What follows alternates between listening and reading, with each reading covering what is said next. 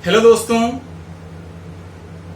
मैं पवन कुमार ईश्वर आज आपके लिए लेकर के आया हूं एक कविता जिसका शीर्षक है हम पंछी उन्मुक्त गगन के, और इसके कवि हैं शिव मंगल सिंह सुमन। तो आइए सबसे पहले कविता सुन लेते हैं।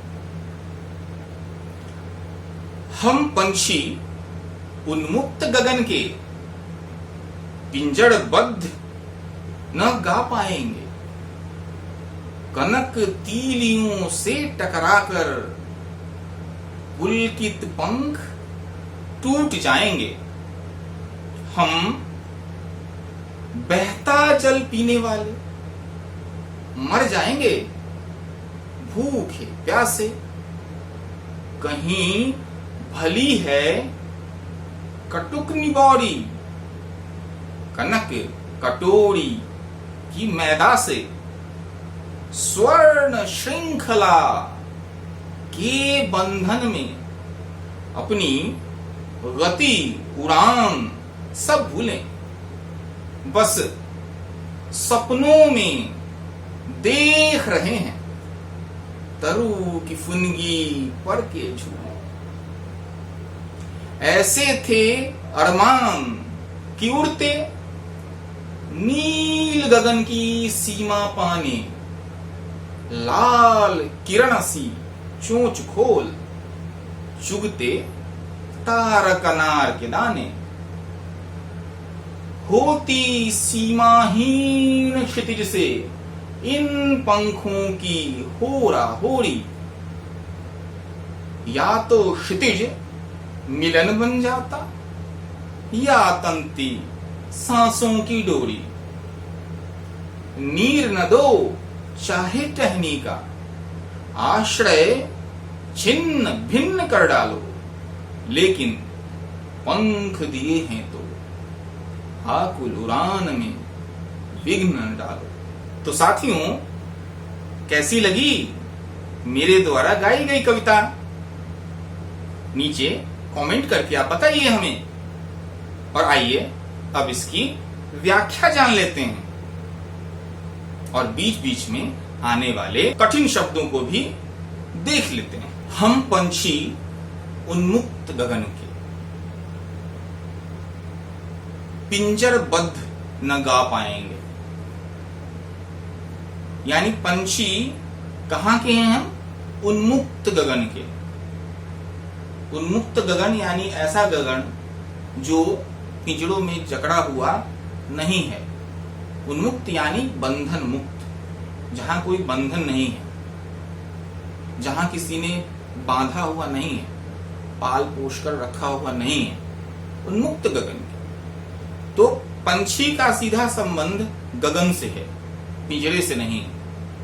लेकिन इस पिंजड़े को मानव ने अपने सुख के लिए बनाया और पिंजड़ों में चिड़िया को रखना शुरू कर दिया। लेकिन चिड़िया की अभिलाषा है, इच्छा है कि वह, चूंकि वो गगन से उसका संबंध है, गगन से बिलोंग करती है, संबंध रखती है, इसीलिए उसे पिंजड़े में न रखा जाए। आगे देखिए क्या वह कहती है।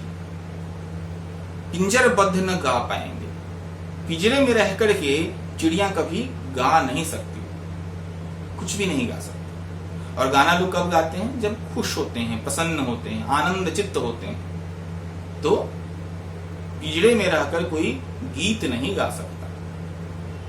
कनक तीलियों से टकराकर, कनक यानी सोना, तीलियां यानी सलाखें, पिंजरे की जो सलाखें होती हैं वो अगर सोने की भी बना दो तब भी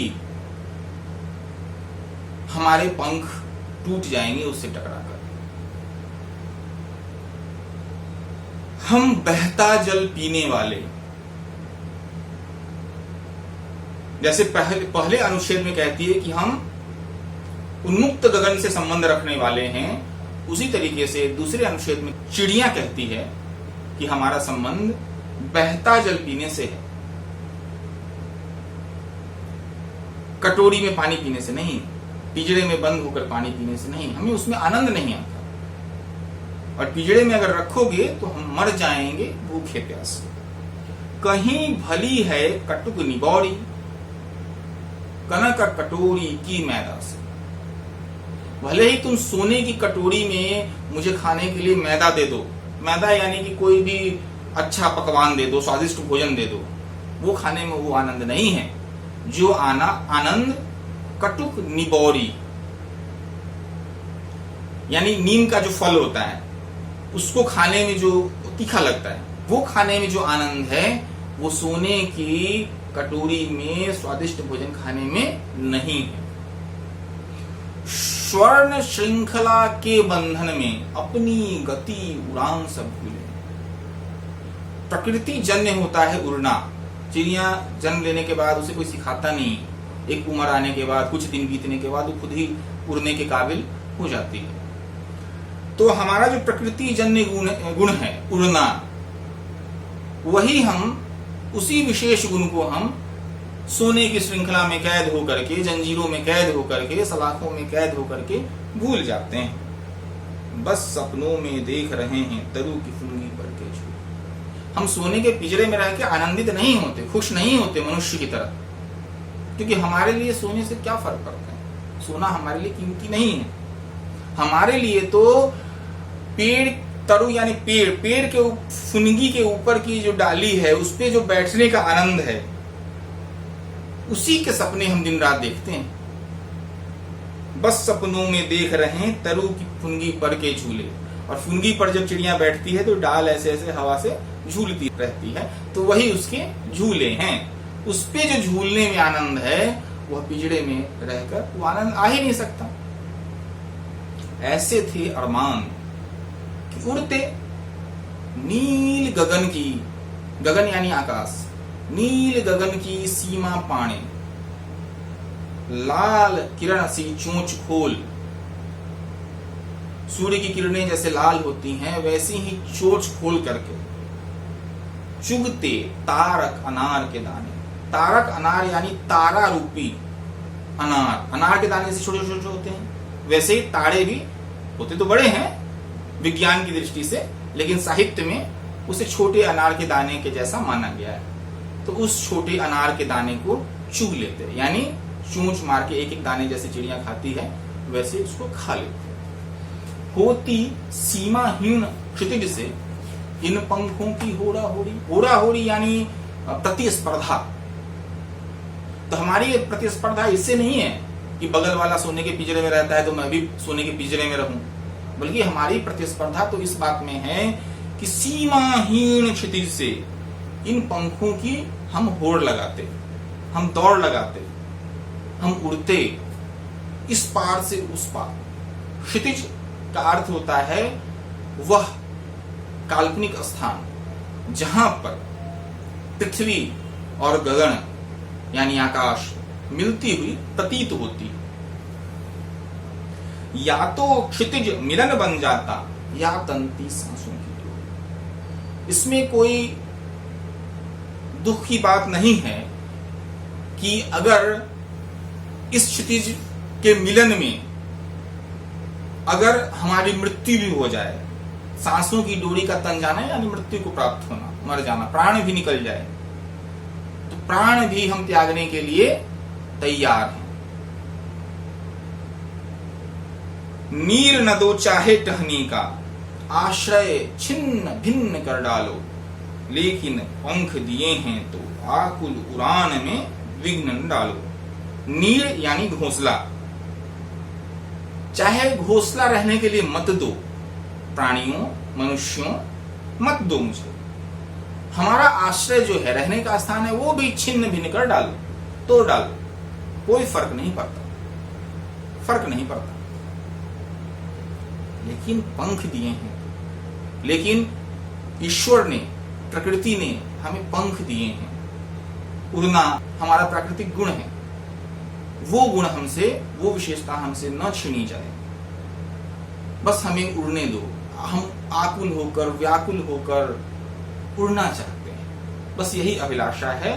एक पंछी की अंतिम अभिलाषा यही होती है कि वो आजाद रहे, मुक्त रहे, और मुक्ति की चाह किसको नहीं होती? जब हमारा देश गुलाम था तो क्या हमें मुक्ति की चाह नहीं थी? हमें आजादी की अभिलाषा नहीं थी ना? इसी तरह आजादी सबको प्रिय होती है, लेकिन हमेशा आजादी की कीमत चुकानी होती है। जैसे हमारे बहुत सारे क्रांतिकारी उसमें शहीद हुए, मारे गए, लेकिन उन सब के बलिदानों पर ही आज हमारा देश आजाद है, हम सब आजाद हैं। तो क्यों न पंछियों को भी इसी तरह आजादी मिलनी चाहिए। ऐसी ही कल्पना कवि शिव मंगल सिंह सुमन की है। और इसके बाद प्रश्नोत्तर का अंश आता है। तो इतनी व्याख्या के बाद मुझे लगता है कि प्रश्नोत्तर आप लोग स्वयं कर लेंगे।